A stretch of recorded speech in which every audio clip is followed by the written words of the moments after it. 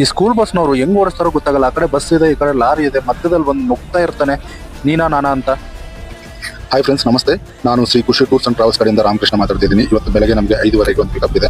ಅದು ಬಂದು Sompura gate Prestige City ಹತ್ರದಿಂದ ಅಪಾರ್ಟ್ಮೆಂಟಿಂದ ಪಿಕಪ್ ಇದೆ. ಹಂಗೆ ಪಿಕಪ್ ಮಾಡೋಕ್ಕೆ ಹೋಗ್ತಾ ಇದ್ವಿ. ಗೇಟ್ ಹತ್ರ ಎಂಟ್ರಿ ಪಾಸ್ ತಗೊಂಡು ಈಗ ಜಸ್ಟ್ ಒಳಗಡೆ ಬಂದಿದ್ದೀವಿ. ಒಳಗಡೆ ಬಂದ ಮೇಲೆ ಕಸ್ಟಮರ್ಗೋಸ್ಕರ ವೆಯ್ಟ್ ಮಾಡ್ತಾ ಇದ್ದೀವಿ. ವೆಯ್ಟ್ ಮಾಡಿ ಹಂಗೆ ಕರ್ಕೊಂಡು ಟರ್ಮಿನಲ್ T2ಗೆ ಬಂದಿದ್ದೀವಿ.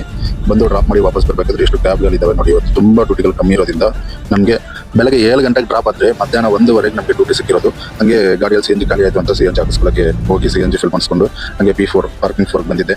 ಇವರೇ ಅಂತ ಅನ್ಕೊಂಡೆ ಮೇಡಮ್, ಆದರೆ ಇವರಲ್ಲ, ಇನ್ನೊಬ್ರು ಇದ್ದಾರೆ. ಸ್ವಲ್ಪ ಬಸ್ ಲೇಟ್ ಆಯಿತು ಅಂತ ಹೇಳಿದ್ರು.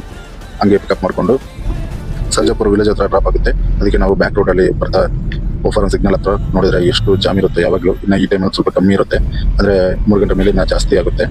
ಈ ಸ್ಕೂಲ್ ಬಸ್ನವರು ಹೆಂಗ್ ಓಡಿಸ್ತಾರೋ ಗೊತ್ತಾಗಲ್ಲ. ಆ ಕಡೆ ಬಸ್ ಇದೆ, ಈ ಕಡೆ ಲಾರಿ ಇದೆ, ಮಧ್ಯದಲ್ಲಿ ಬಂದು ನುಗ್ತಾ ಇರ್ತಾನೆ.